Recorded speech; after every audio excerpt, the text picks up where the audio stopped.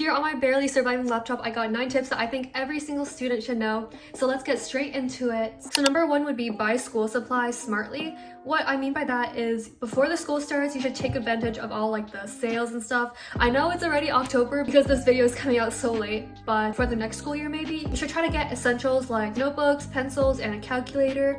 But anything more specific like graphing calculators, protractors, special materials, anything like that, you should just wait until school starts so that your teacher can tell you what you actually need, because I'm pretty sure like high schools don't really give you like a list of stuff to buy, which is kind of inconvenient, honestly. All right, number 2, grades do matter. So if you want to post-secondary education, your grades really matter. But here's the catch, and here's the thing I really wish I knew before I entered high school, that there's 3 types of students. There's the overachiever, the underachiever, and then the normal student. So if you're the underachiever, you should start to form like better study habits like self-control, time management, stuff like that, because you still have some time to break your bad habits. If you're going into grade 9, it might feel like, oh yeah, you could slack off, because universities usually look at grade 11 and grade 12, but if you get stuck in some really bad habits, like procrastination for example, it's really hard to break out of, speaking from experience. On the other hand, if you're an overachiever, that's what I was, going way above the teacher's criteria, like spending hours to make your PowerPoint look perfect and stuff,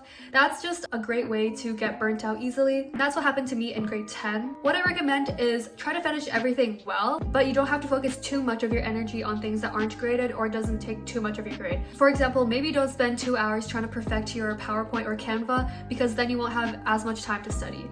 But the biggest takeaway in all of this is just having a good balance. Number 3, keeping an open mind. It's really easy to think that you have to stick with your middle school friends or choose classes to map out your entire career, but don't be afraid to branch out. I really regret not stepping out of my comfort zone earlier, because some of the people I've met in my last years of high school are like the most nicest and genuine people I've ever met. I hear people say that you might lose your middle school friends and make new friends in high school, and that's kind of partly true. I still have a bunch of good friends from middle school, but I also have a few new friends from high school. By keeping an open mind, you'll meet more people, experience more things, and you'll learn more about yourself. And that's all really important to figure out what you want in the future.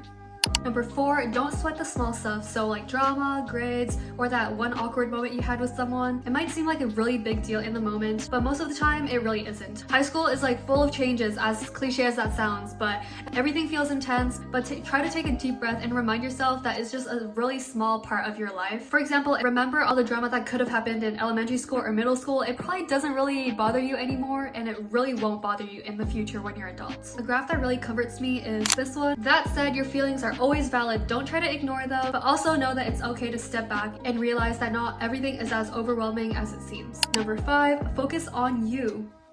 So going off the previous point, if you stop taking things personally, your life will feel much lighter and healthier. Stop assuming people don't like you just because of one interaction, and stop trying to read people's minds. I really love the let them theory. Let people show who they are and focus on yourself, your goals, your actions, your growth. Once I stopped stressing about what others were thinking, my life felt much easier and much more organized. Number 6, time management. So I remember I bought a planner and I never ever used it. Now I just use Google Calendar to time block my week, and my phone reminders for daily / like urgent to-do lists. You can also jot down your homework or assignment to do on a post-it in class so that you don't forget. Because the worst feeling is when you thought there wasn't any homework and then you show up to school and the teacher's like, okay, we're gonna correct the homework. You're like, what? I didn't even know there was a homework. Number 7, socializing. So most people are scared too. If your high school is a blend of a bunch of middle schools, then there will be a lot of people that you don't know. Don't be scared to try to talk to them, even if you don't have a lot of friends or if you're an introvert. The best time to talk to people is right now. But Anya, I don't know how to talk to people. Don't worry, I got you.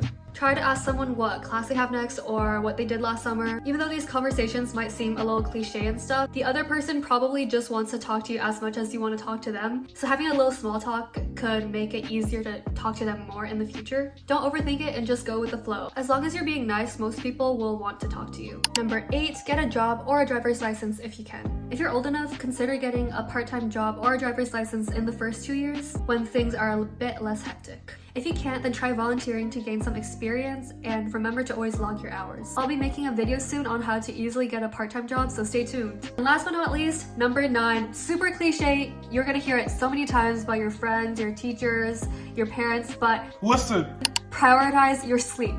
Finally, I really wish someone like forced me to get some sleep, because I don't know what I was thinking. Like I thought I was too cool for sleep or something. but sleep while you still can. These are my eye bags before high school, and these are my eye bags after my first year of high school. Let's face it, you're bound to end up having to stay up late or even pull an all-nighter for an assignment or something, so you'll thank yourself later for catching up on rest while you still can. I really hope these 9 study tips helped you, and hopefully you can take at least one tip from this video. If you want to feel more prepared for high school and ace all your tests, then make sure to subscribe to my channel because I will be posting a bunch of study tips from now on. Anyways, thank you guys so much for watching, and see you guys next Saturday. Bye! Is this my sign to get a new laptop?